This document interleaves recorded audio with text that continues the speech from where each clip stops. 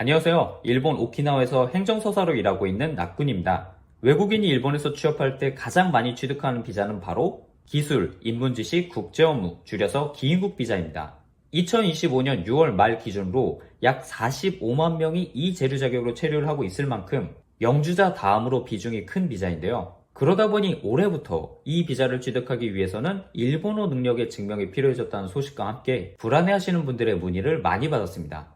이제부터 취업비자 받으려면 무조건 일본어 시험을 봐야 하는 건가? 혹은 일본어 자격증이 없는데 내 다음 비자 갱신에서 걸리는 건가? 대부분 이런 내용이었습니다. 결론부터 말씀드리면 일본어 능력 증명이라는 새로운 조건은 모든 분들께 일률적으로 적용되는 것이 아닙니다. 그래서 오늘은 정확히 누구에게 어떤 기준으로 이런 조건이 적용되는지 정리해 보겠습니다. 먼저 이 규정이 언제부터 어떻게 도입된지 짚어볼게요. 지금까지 기인국 비자는 학력이나 실무 경력, 그리고 전공과 업무의 관련성이 심사의 중심이었고, 일본어 능력을 증명하는 서류는 실무상 제출을 권하는 정도였을 뿐 법률상 필수 요건이 아니었습니다.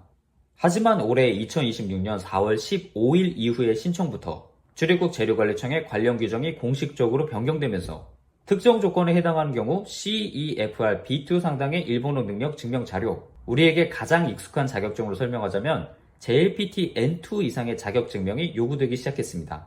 하지만 앞서 말씀드린 대로 모든 신청에 일률적으로 N2 합격증이 필요해진 것은 아닙니다. 특정 조건에 해당하는 경우에만 추가 서류를 요구하는 구조이므로 질에 걱정하실 필요는 없습니다. 그럼 어떤 분들이 해당하는지 구체적으로 살펴보겠습니다. 이번 요건은 다음 두 가지 조건을 동시에 충족할 때만 적용됩니다. 첫 번째 조건은 소속될 회사, 즉 소속기관이 입관기준 카테고리 3 또는 카테고리 4에 해당하는 경우입니다. 카테고리 구분에 대해서 간단히 설명드리자면 상장기업이나 일정 규모 이상의 중견기업은 카테고리 1 혹은 2에 속하고 설립 초기거나 중소기업인 경우 카테고리 3 혹은 4에 해당하는 경우가 많습니다. 심사를 하기 위한 자료가 상대적으로 부족한 중소기업이나 신설법인의 경우 조금 더 주의 깊고 엄격하게 심사하겠다는 취지로 해석합니다. 두 번째 조건은 담당하실 업무가 주로 언어 능력을 사용하는 대인 업무에 해당하는 경우입니다. 영업이나 통역 및 번역 혹은 사람을 직접 상대하는 업무가 여기에 포함돼요. 반대로 엔지니어, IT 개발, 설계처럼 사람과의 접촉 비중이 낮은 직종은 이번 요건의 대상에서 제외될 가능성이 높습니다. 간단하게 정리하자면 카테고리 3, 4 기업에 입사한 경우 그리고 대인 업무를 맡는 경우에 한해서 JLPT N2 상당의 일본어 능력 증명이 요구되는 구조입니다. 다음으로 일본어 능력을 어떻게 증명하면 되는지 아니면 예외 상황은 없는지 말씀드릴게요. 가장 빠른 방법은 JLPT N2 이상의 합격 또는 BJT 비즈니스 일본어 능력 테스트 400점 이상의 취득입니다. 그리고 다음과 같은 경우에는 시험 성적표가 없어도 괜찮습니다.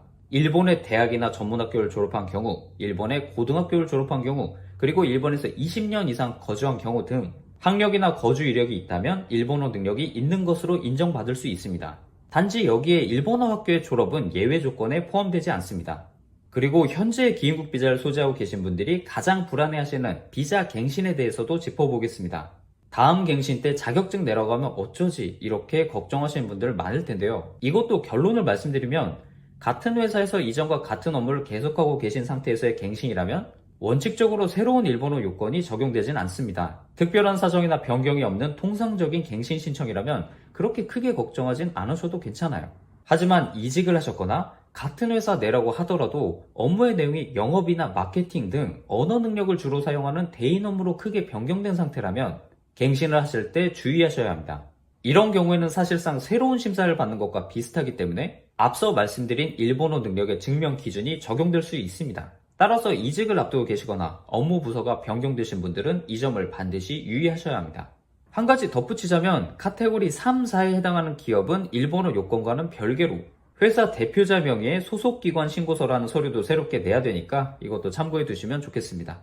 사실 이런 일본어 요건의 신설은 기인국 비자의 심사가 전반적으로 꼼꼼해지고 있는 최근의 흐름과 무관하지 않습니다. 파견 형태로 사람을 고용할 경우 제출해야 되는 서류가 대폭 늘어나고 감시 체계도 엄격해지는 등 심사 기준이 점진적으로 높아지고 있는 추세입니다. 따라서 실무적인 관점에서 몇 가지 대비책을 권장해 드립니다. 첫 번째, 현재 재직 중이거나 지원하려는 회사의 카테고리와 본인의 업무 분류를 미리 정확하게 파악해 두시는 것이 좋습니다. 둘째, 시간적 여유를 두고 JLPT N2 이상의 자격을 미리 취득해 두시는 것이 안전합니다. 설령 일본어 자격증의 제출이 필수가 아니더라도 모든 타입의 비자에서 추가로 제출해 두는 것이 유리한 것이 바로 일본어 능력의 증명이기 때문입니다. 셋째, 만약 JLPT 자격증이 없는 상태에서 카테고리 3, 4 기업의 신규 입사를 위해 서류를 준비하고 있고 실제로도 일본어 능력이 크게 필요하지 않은 부서에 소속될 예정이라면 고용유서와 조직도를 함께 작성하여 제출하는 것이 안전합니다. 이번 개정의 핵심은 서류 심사 위주였던 기행국 비자에 실질적인 언어 능력 검증이 더해졌다는 점입니다. 앞으로 심사의 문턱이 조금씩 높아질 가능성이 충분히 있으므로 본인의 정확한 상황을 미리 파악해두고 보수적으로 대비하는 것이 중요합니다. 그리고 저 개인적으로도 JLPT 시험은 그냥 N1까지 준비해버리는 게 일본 생활에 도움도 되고 비자 관점에서도 마음이 편하다고 생각합니다. 오늘 영상은 여기까지입니다. 행정서사 업무 관련 무료 상담은 매주 수요일과 토요일 밤 8시부터 진행하는 유튜브 라이브에서 진행하고 있습니다. 오늘도 시청해주셔서 감사합니다.